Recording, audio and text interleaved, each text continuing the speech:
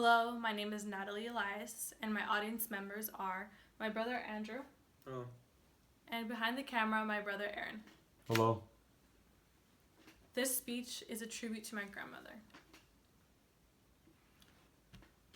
Our grandparents are the most important and most influential people in our lives. In fact, they're like second parents to us. They help raise us, they help give us love. In fact, they give us unconditional love.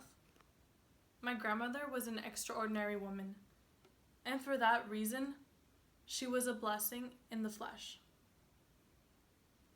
Our lives evolved around her. She was my world. She was absolutely an inspiring woman, and I hope that her life is just inspiring to you. But because of her, I am able to see. But because of her, I am able to live my life to the fullest. Her life was full of compassion, full of love, full of strength, and full of humility. And those are the characters that I will always take away from her and always live my life the way that she lived it. When my grandmother was 2 years old, her mother passed away. Later on, her father remarried, and her stepmother and stepsisters moved in to their home. Soon enough, her father stopped putting attention to her and only gave attention to her mother and her sisters. Because of this, she relied on her grandfather, who then became a parental figure. Later on, to provide money to her family, she moved to El Paso and was a nurse. There, her life changed forever. And listen closely, her life changed forever. She met my uncle. My uncle was only a year old. He had lost his mother to an illness around when he was born.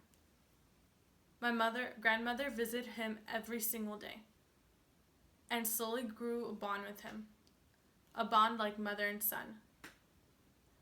She was engaged to a man, and this man did not believe that that was not her son because of how close she was to him. So one day he came to her and told her, "Why are you visiting this boy? Why do you keep visiting him? Is he your son? Are you hiding something from me? It's just something that you need to tell me." So with all her might and all her strength and everything inside of her, she finally turned to him and told him, "Yeah, you know what? He is my son. And if there's a problem, you can go ahead and walk out of my life." From that moment on, her life changed.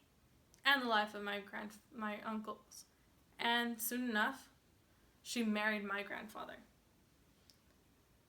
That is the most selfless thing I've heard a woman do for someone else that's not hers. She gave someone else the opportunity she did not have, and that was to have a mother.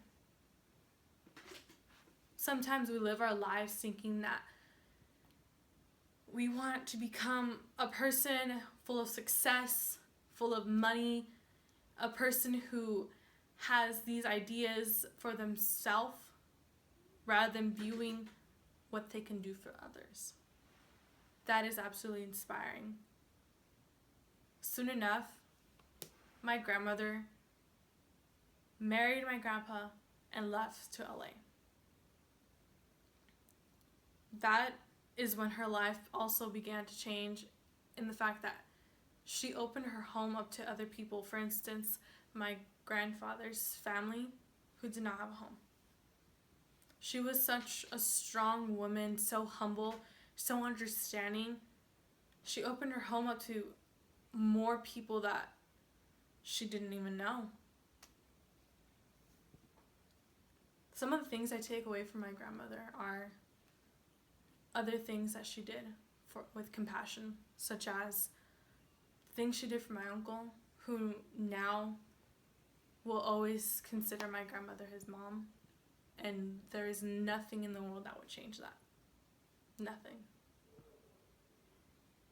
How can we begin to live our lives to the fullest as she has? How can we be filled with compassion, or humility or strength or honorability as she has. Another thing that my grandmother taught me was to always be strong, but without strength, we cannot accomplish things without Christ. Without Christ. She believed and was so full of faith. That is another reason why she lived the life she lived, because she had faith in a Savior. She learned that forgiveness is key, selflessness is key. Those are the things I took away from her and learned and added to my own life. What will we do next?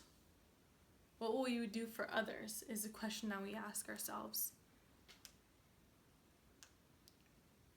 From the moment that she began to live her life, she already knew what suffering was, and that was not greater than the happiness that she'll have towards the end of her life. Even to the moment of her last day,